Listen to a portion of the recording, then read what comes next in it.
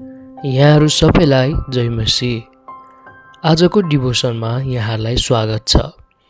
कहिलेकाहीँ हामी आफ्नो मूल्य र अस्तित्वको बारेमा प्रश्न गर्छौँ, तर परमेश्वरले हामीलाई अद्भुत तरिकाले सिर्जना गर्नुभएको छ। आज हामी उहाँको महान कार्यको बारेमा मनन गर्नेछौँ। आजको बाइबल पद छ भजन सङ्ग्रह 139 को 14 पद। म तपाईँको प्रशंसा गर्छु किनकि म भयानक र अद्भुत रीतिले बनाइएको छु। तपाईँका कार्यहरू अद्भुत छन् र त्यो कुरा म पूर्ण रूपले जान्दछु। यो पदले हामीलाई सम्झाउँछ कि हामी प्रत्येकजना परमेश्वरको अनमोल सृष्टि हौँ। कहिलेकाहीँ हामी आफ्नो जीवनको अर्थ खोज्न सङ्घर्ष गर्छौँ। हामी सोच्न सक्छौँ, के म पर्याप्त छु या मेरो जीवनको उद्देश्य के हो? तर यो पदले हामीलाई सम्झाउँछ कि हामी परमेश्वरको अद्भुत सृष्टि हौँ।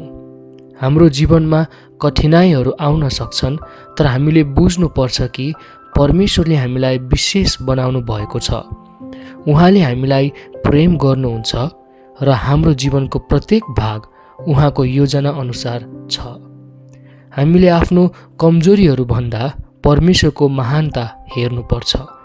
उहाँले हामीलाई अनौठो तरिकाले सिर्जना गर्नुभएको छ र हामी उहाँको प्रेमको प्रमाण हौँ। आजको दिनमा यो पदलाई मनन गरौँ।